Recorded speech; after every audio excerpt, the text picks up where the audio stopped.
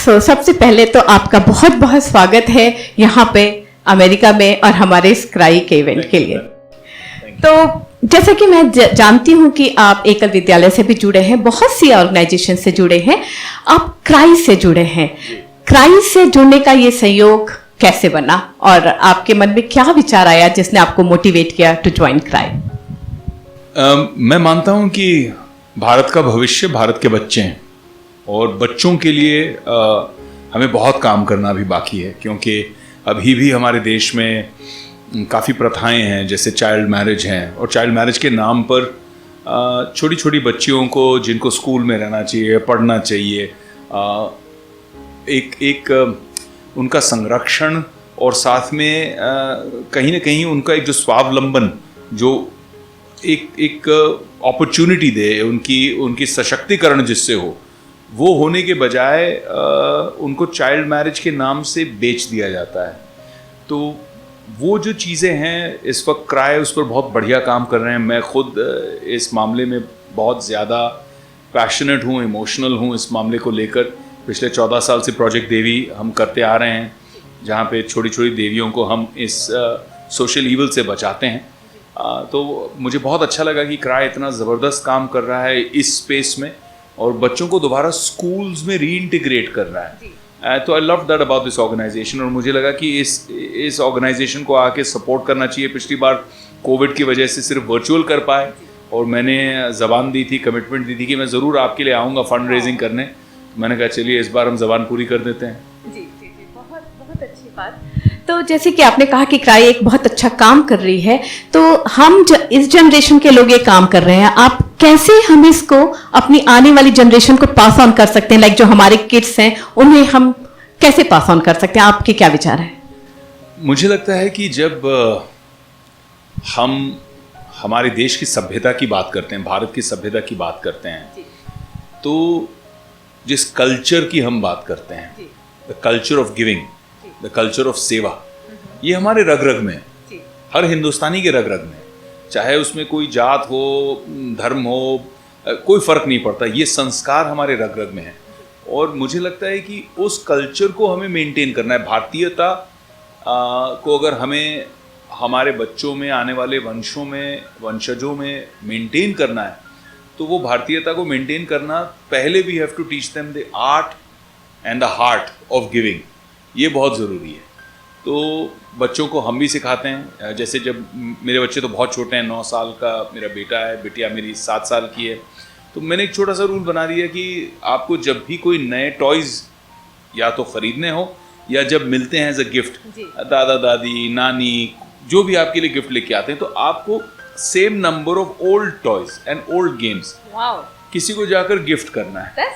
तो वो जो एक छोटी सी एक आदत, जिससे मटेरियलिज्म से ज़्यादा एक्चुअल जॉय में आप पार्टिसिपेट करो। और बच्चों को पहले थोड़ी हिचक रहती है, लेकिन जब वो करते हैं, when they see their parents do, when they do it themselves, तो it is an amazing feeling for them also. उनको बहुत अच्छा लगता है, बहुत खुशी महसूस होती है कि मैंने कुछ अच्छा किया। ये कहीं ना कहीं हमारे डीएनए में है। जी, जी। तो आज के इवेंट में जो इतना अच्छा हमने फंड जनरेट किया है, thanks to you, because of you only, क्या कहना चाहेंगे आप? नहीं, मैं आप सभी लोगों को बधाई देना चाहता हूँ, सैन डिएगो को लोगों को, क्योंकि कल शाम को बे एरिया के लोगों ने अपना रिकॉर्ड तोड़ दिया, और हमें पूरी उम्मीद थी कि सैन डिएगो वाले भी अपना रिकॉर्ड तोड़ेंगे, और उम्मीद पे खरे उतर आए, क्योंकि जो अपेक्षाएं थी उससे ऑलमोस्ट दुगना कर दिया है आप लोगों ने। तो सभी सैन डिएगो के क्राई सपोर्टर्स को दिल से मैं शुभकामनाएं देना चाहता हूँ। जी, चलिए अभी बात करते हैं कि आप ओटीटी पे आ रहे हैं, आपकी आने वाली है इंडियन पुलिस फोर्स, उसके बारे में कुछ बताइए।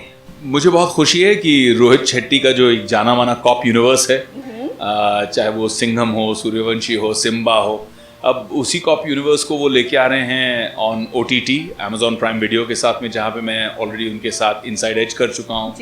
आई think it was the first Indian prime original. So अभी उसी रिश्ते को और हमने गहरा किया है और सुंदर किया है। Indian police force is a fabulous opportunity, क्योंकि उस कॉप यूनिवर्स के अंदर आना, रोहित के साथ काम करना बहुत मज़ा भी है। रोहित दोस्त भी हैं और बहुत ही बढ़िया डायरेक्टर, उम्दा डायरेक्टर हैं। तो रोहित हैं, सिद्धार्थ हैं, शिल्पा हैं, इन सब के साथ काम करने में बड़ा मज़ा भी आ रहा है।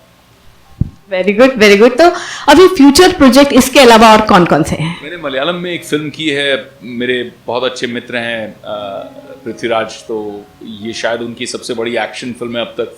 तो उनके साथ मैंने एक फिल्म की है जिसका नाम है कड़ुआ।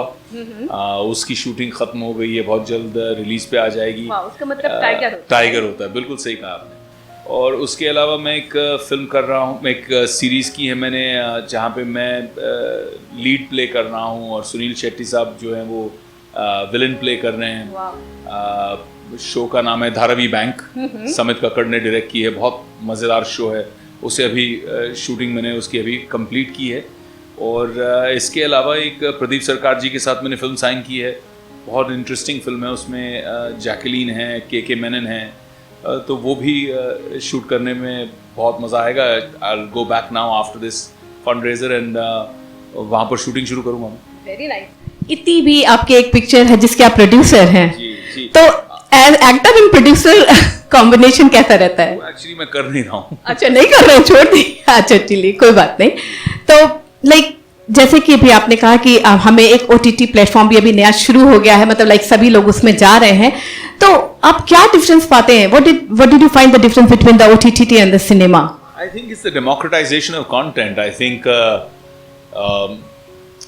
जब सिनेमा घर होते हैं तो you have to belong to certain lobbies or some people have more power to get their product distributed, right? So shelf space की बात है।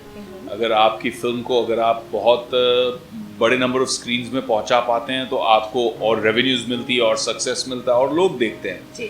अच्छी फिल्म भी हो और उसे ठीक से अगर थिएट्रिकल चेन नहीं मिलती, डिस्ट्रीब्यूशन नहीं मिलती है, कम समय के लिए मिलती है, कम शोज मिलते हैं, तो फिर वो फिल्म अनफॉर्चुनेटली कमर्शियली वर्क नहीं करती, उतने ज़्यादा लोग देख नहीं पाते। तो OTT का एक फ़ायदा ये है कि जितने सब्सक्राइबर्स हैं उस प्लेटफॉर्म पर, वो चाहे वो 200 करोड़ की फिल्म हो या 2 करोड़ की फिल्म हो, सभी को देख सकते हैं। एंड उतनी ज़्यादा आपकी रीच हो, अगर आपका कंटेंट अच्छा है, अगर आपका वर्ड ऑफ माउथ अच्छा है, अगर लोग बोल रहे हैं, तारीफ़ कर रहे हैं, तो धीरे धीरे करके बहुत आई बॉल्स मिलते हैं और लोग देखते देखते देखते it goes into millions of views. बात तो सही कही आपने। Versus of war, right? Oh my God, what a movie. This will be my last question. I know she is waiting. So please tell us about that short movie. Like, how did you get that and how did you feel about that? कहीं ना कहीं मुझे लगा कि एक short film जो हमने की है verses of war, it was an ode, it was an homage, एक ट्रिब्यूट था हमारे जो सोल्जर्स हैं, जो देश के लिए अपने जीवन को समर्पित कर देते हैं। At the same time it was जो कला है, पोएट्री है, शायरी है, नज़में हैं, गीत हैं, ये कई सालों से, कई दशकों से इंडिया और पाकिस्तान के बीच में एक बहुत सुंदर ब्रिज बनाए बैठे हैं, एक कल्चरल ब्रिज। आप जब विदेश आते हैं, US आते हैं, UK जाते हैं, UAE जाते हैं, तब जब कोई देसी बंदा आपके सामने आके बोलता है विवेक भाई मैं आपके साथ फ़ोटो खिंचाना चाहता हूँ, मैं आपको बहुत बड़ा फ़ैन हूँ, आप ये नहीं पूछते हैं कि भैया आप इंडिया से हैं, पाकिस्तान से हैं, बांग्लादेश से हैं, कहाँ से हैं, आप फ़ोटो खींचते हैं और खुश होते हैं कि इतना प्यार मिला आपको। तो आई थिंक ये एक कल्चरल ब्रिज जो है ये बहुत मजबूत है।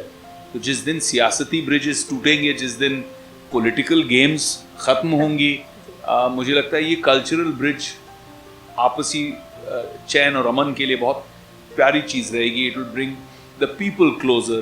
और ये जो war है that so many people have lost, so many mothers have lost so many children, ये war finally I think कहीं ना कहीं इसकी stupidity, इसकी futility लोगों को समझ में आएगी और ये सारी चीज़ें जिस दिन बंद हो, I think उतनी ज़्यादा सबकी प्रगति होगी।